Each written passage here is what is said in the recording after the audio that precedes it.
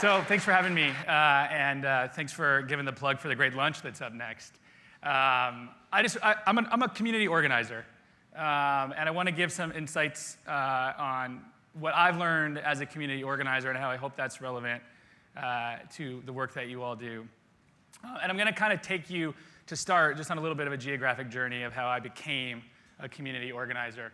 I grew up in High Ridge, Missouri, the booming metropolis of High Ridge. It's actually an exurb of St. Louis. And to me, growing up, community was my trailer park, my family, and my church. I grew up in a Southern Baptist family, and we can talk theology at some point. But if you read the book of Acts in the New Testament, there's no greater example in literature of community. And so this is sort of where it came from for me. But the other big thing about my childhood was education. I grew up in a trailer park. My mom got a job in a school, and I switched schools from going to a school where I grew up to a very wealthy school in the suburbs, and it completely changed my life.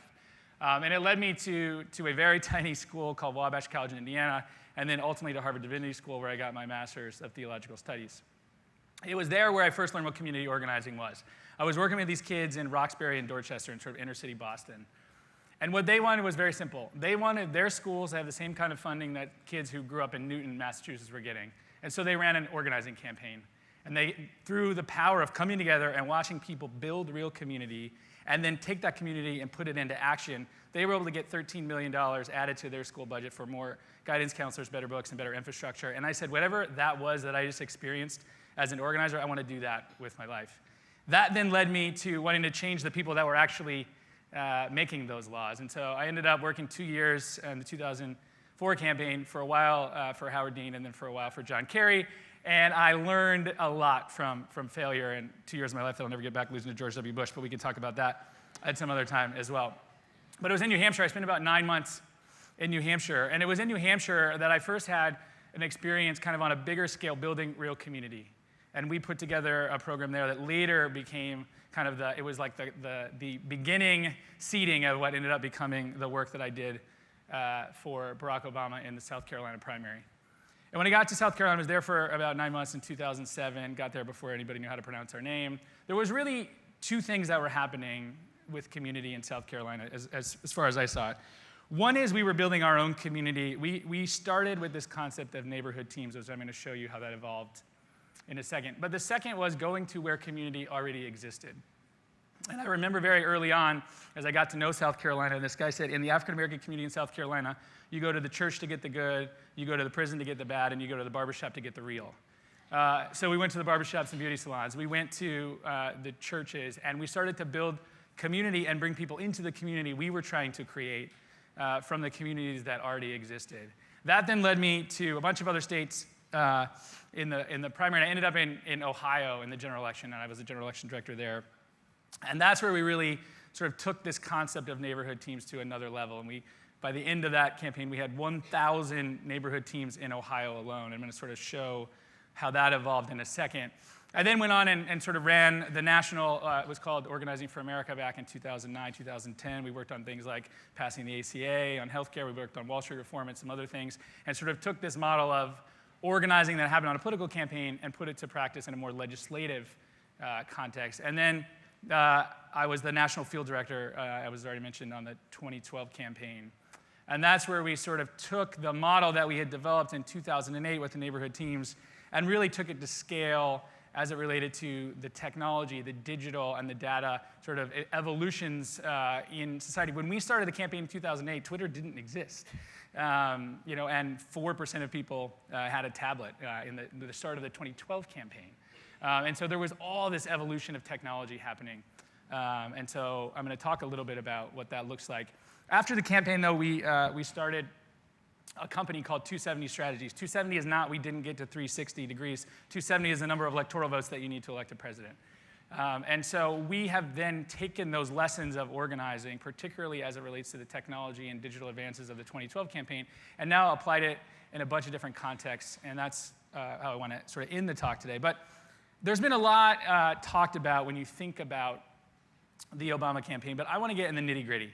I don't want to talk about the flashy objects. I don't want to talk about some of the technology. I don't want to talk about his speeches. I want to talk about how we built community.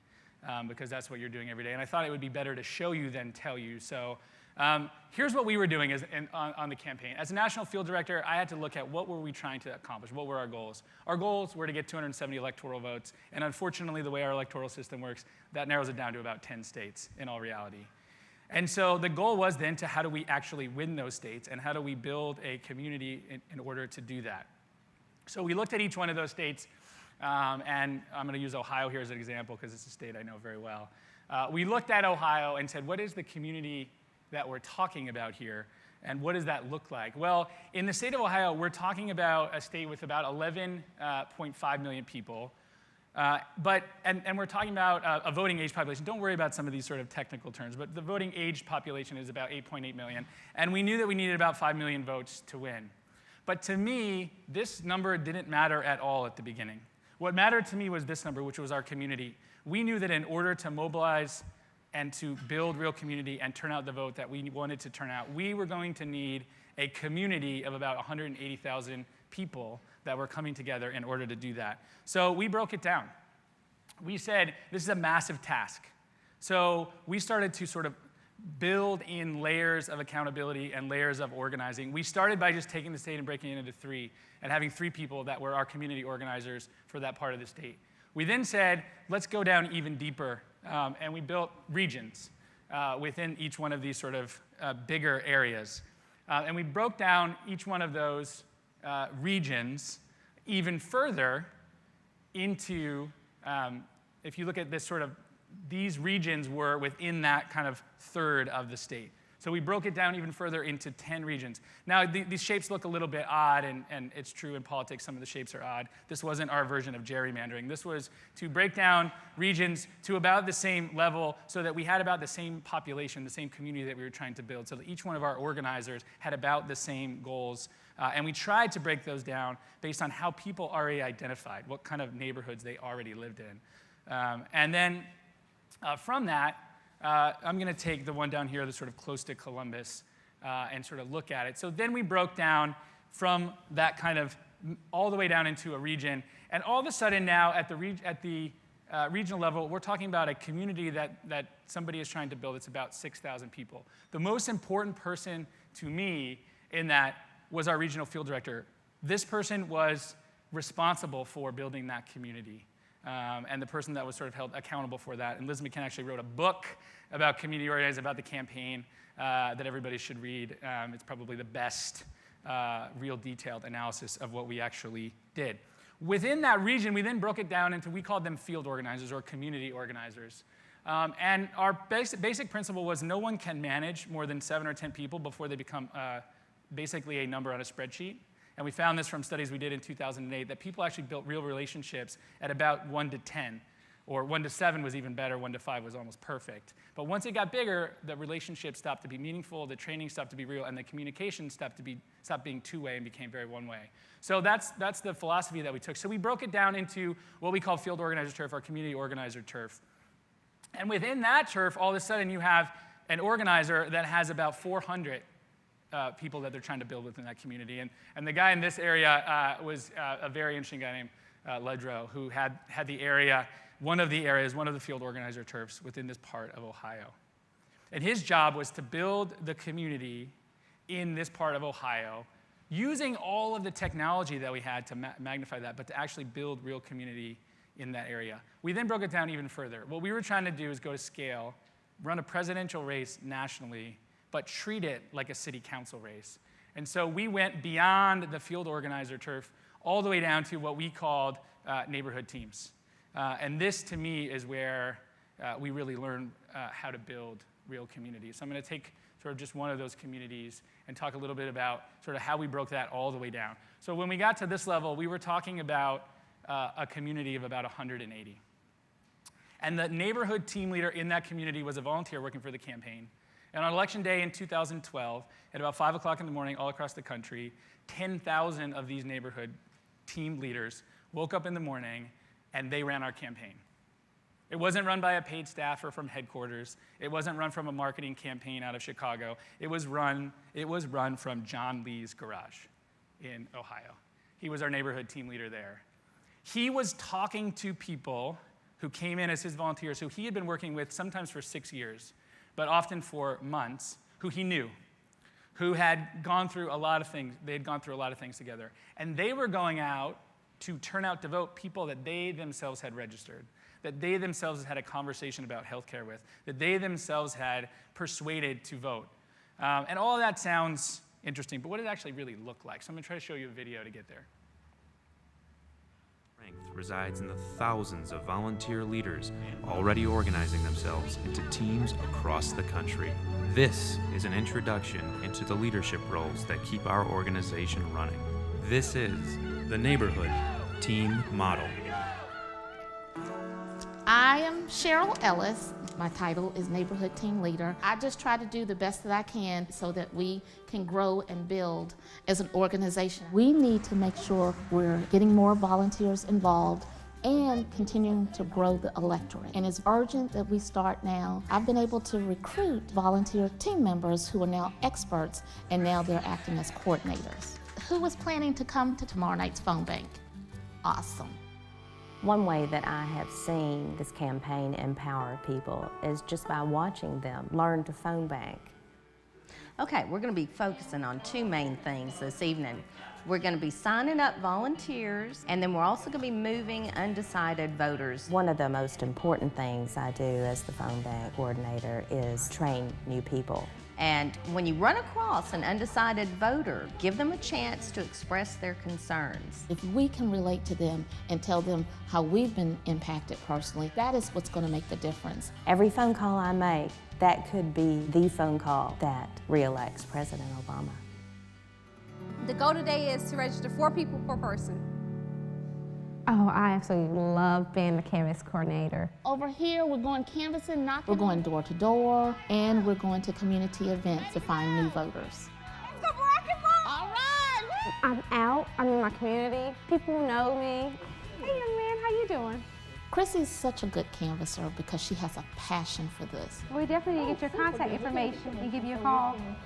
I think it's wonderful whenever neighbors talk to neighbors because you know that person is invested in your community. Oh, look at you! You have on my hat!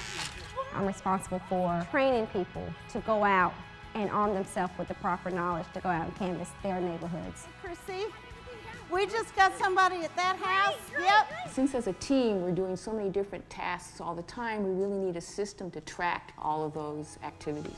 Billy, I've got 2 sheets for you here. Data really equals winning, and that's why it's really one of the most important parts of the campaign. As a data coordinator, we record everything that the volunteer does. That data is used to generate more call lists, canvas packs, so that we're the most efficient we can be in contacting the voters. So that when the time comes, we can get out the vote, and that's really what data entry is all about. Now that we have these team members who are leaders, they're now training other people to be experts, and it just continues to snowball and snowball, and that's the beautiful thing about neighborhood teams. I've volunteered in presidential elections for many, many, many years. You're given your script and you go to your cubicle and you make your phone calls, and at the end of your time they say thank you very much and you leave, and that's about it. Working in this campaign is totally different from that. I feel connected to the neighborhood people who I work with. I feel like I'm part of something larger. The story that's happening here is happening all over the country, and it's just inspiring. This campaign is about us. President Obama is the inspiration, but he lit the fire, and now we've just run with it. Once you feel that, there's nothing that can stop it.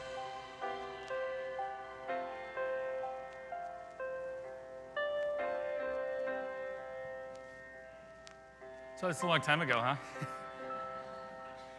We did that 10,000 times, those groups of people.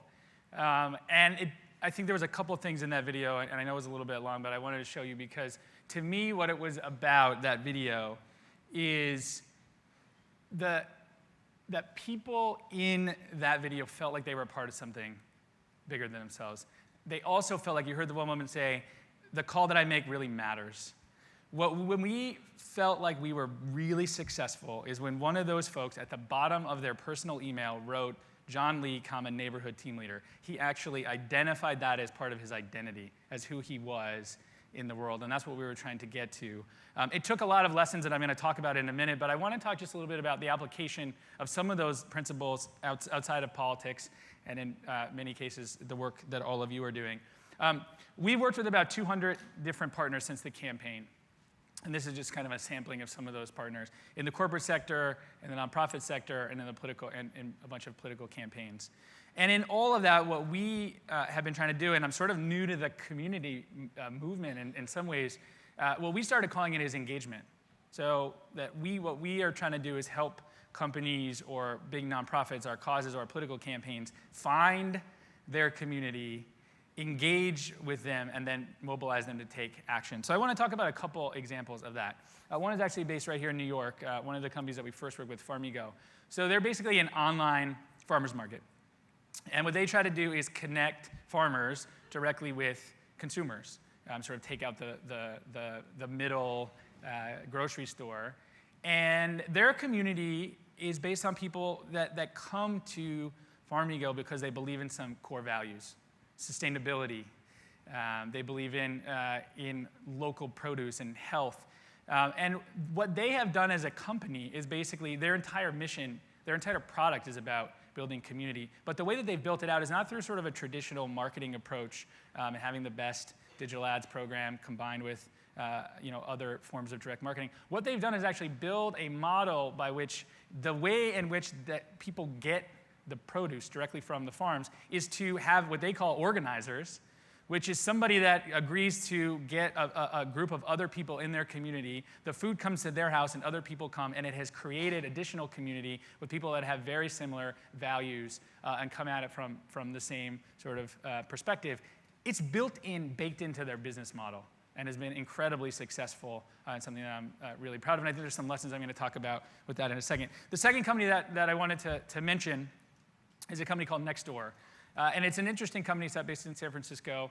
And it's actually an online platform for communities. And so in some ways, they're not creating community. They are a platform for communities that already exist. It's a place where you can go to find a nanny or a babysitter or to talk about crime in your community. And what they have done is very similar. They've used a very similar model to what we use on the Obama campaign. One of the women that sort of runs their field organizing program is a woman who I started working with in the South Carolina primary. And they take a very similar approach to how they engage community and how they try to build real leadership within the community, which is something that I want to talk about. Lots of stuff there. But I wanted to actually make it relevant to you and what you're doing with. So I want to just pull out 5 sort of insights from my work on the Obama campaign and some of the work that we've done over the last 4 years. The first one that's incredibly important to me, and I think important to everybody in here, is none of this stuff matters if you don't have buy-in from the leadership in your organization. And by leadership, I mean people that are making budget decisions. On the campaign, for example, we would have never been able to do what I just showed you or even come close to it if the campaign leadership hadn't actually believed in building out that infrastructure, which took an investment in training, it took an investment in staff, it took an investment in all of these things to actually build that out.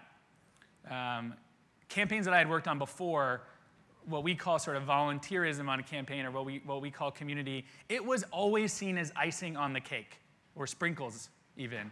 But it was never seen as the cake. It was never actually seen as the cake. It was always, we're going to market all these voters. We're going to run slick TV ads. We're going to send out all this mail, and we're going to produce the best, marketing program and treat voters like citizens or like consumers of a product, as opposed to citizens that should be engaged in a meaningful way. It wasn't until 2008 for me when David Plouffe said, I actually believe that people in their community can have a massive impact on the people's ability to register to vote, turn out to vote, and be persuaded. If you don't have buy-in from leadership, none of this works. If you're always fighting for the breadcrumbs around the table, it doesn't work. So how do you get buy-in from the leadership? First of all, this is related to that. You don't, in my mind, you don't go to leadership just for the budget conversation. You have to be building up your case for why this matters, why it matters to the bottom line, why it matters to get more customers, why it matters to build more brand loyalty, all of those sort of things. You have to build that up. And it starts with understanding that growth takes time. and that the metrics that you're tracking early on might not be the ultimate metric. So, for example, on political campaigns, typically in the past, you would hire a bunch of organizers, and they would spend all day calling voters. So you get up here, if you're looking at the chart, that sort of hockey stick chart that David showed earlier is a chart I show all the time because that's how it worked on the campaigns now, or the way that we built it in the Obama campaign. But anyway, the way it used to work is you call a bunch of people, and however many people you hire, you're talking to that many voters every day. And it would basically go like this all the way through until you hired more people. What we did is said, we actually don't want to. In 2008, we didn't talk to a single voter until after the convention in August. All we were doing before was building community. Because we knew we could go to scale if we actually had 10,000 strong neighborhood teams with 30,000 neighborhood team leaders, which is not actually that big of a number overall in the entire country. But if we could actually build that, we could then go to scale with the numbers that we actually cared about, which was the number of voters we registered, the number of people we turned out to vote. It's the same thing in the corporate world in terms of actually going out and figuring out, at the end of the day, you're trying to get customers, you're trying to build their loyalty, you're trying to build their, the brand. But often we're tracking that in metric without realizing how we get there, and we're not able to sort of think about it with that hockey stick. Growth takes time, but you have to not just say we're going to get there someday. And this happens often on campaigns that want to do the kind of grassroots thing that we want to do. They say, well, we're going to get there. We just have to be patient. Well, yeah, but what metric are you tracking that shows you're going to get there? And so for us, it was volunteer leadership. And we weren't just tracking, oh, we have one volunteer. We were tracking who it was, their name in the voter file tracked. And we were tracking where are they in the process? What training level are they? Have they gone through 1 training, 2 trainings? How are we sure that they're going to be able to do what we need them to do down the road? And so those were the metrics that we were tracking earlier. It was a shift in metrics and a belief from the leadership that ultimately would lead to where we wanted to go. The next thing is, I think the next lesson I wanted to bring out here is that bringing people in my mind, and breaking down the barriers, and we've seen this with work we've done particularly in the nonprofit world, it does require creating real two-way communication. And I actually think it's really about actually 3-way communication. What we try to get to is that it was not about us just sending information to our volunteers. We had to create ways both with real relationships between the organizer and the neighborhood team leader, or the regional director and the field organizer. By the way, that whole thing was about building community within, which I know is really important to a lot of companies here, or a lot of you here. It's how do you build that internal community? But we were also trying to figure out a way to create that two-way communication, but then also have people talk to each other, right? They were learning more. The neighborhood team leader, John, was learning more from a neighborhood team leader in Florida than he was from the campaign, from the paid campaign staff. And so we tried to use technology to do that. In 2012, we had a tool called Dashboard that attempted to get at that kind of communication online, as well as a communication that we were having offline. But it was everything from having conference call technology that allowed you to break out into breakout groups so that people could talk to each other. And so that kind of everything we were doing was trying to create that kind of 3-way communication. And that, I think, broke down a lot of the communication barriers that we had. It also allowed us to listen to the folks. So we had this dashboard thing. Every day I could read what our community was saying. And so when the president came out strong on gay marriage, and we were very concerned about what that meant for our chances in North Carolina. I could find out immediately what the community was saying about that, what they thought about it as volunteers, but also what they were hearing from the community, not just in metrics, but also in the quality of what they were coming to, the qualitative metrics as well. The last 2 things I want to say is I think we've talked a lot here about kind of online and offline and the difference between the two. I personally think on political campaigns that in the future, there will not be a digital, that right now there's like a digital department on campaigns, which a lot of you in your work, it doesn't work that way. It's all connected. That will not happen in the future. There will be an organizing campaign, and there will be a content piece of the campaign because it's all sort of coming together. Technology allowed us to scale in major ways, and I didn't put the word "but" up here specifically. And you can't scale without real relationships. And that doesn't mean that real relationships happen offline and they don't happen online. They happen in all of those ways because people are coming into everything with their whole selves, which is how they're communicating online and how they're communicating offline. How do you use technology to foster relationship building and not just use it to go to scale without that deep relationship. So and it sort of leads to the last piece here, and this might be somewhat controversial, and some of you actually do build. The mission actually is community. But in general, what I've found, the last lesson is, I don't think community was our mission. Our mission led to community. People, I believe, come together from a set of shared values and shared interests. And we believed in community, but we weren't trying to just create community. We had a specific mission.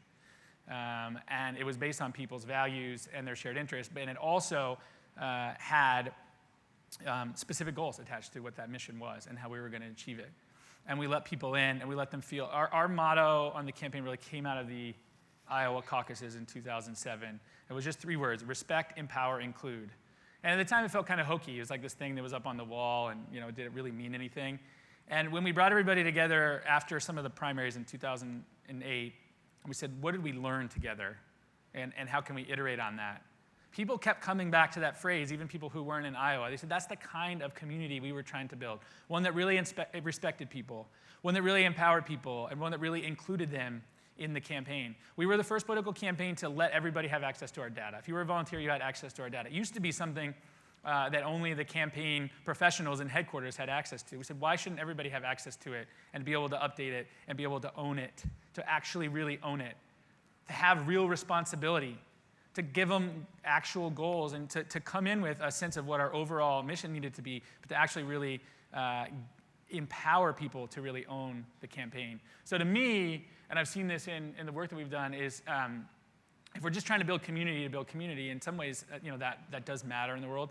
But I think that mission often is the driver of people really coming into community who have shared values and shared interests. So with that, we'll kick it over to some questions, I think. Thanks for having me.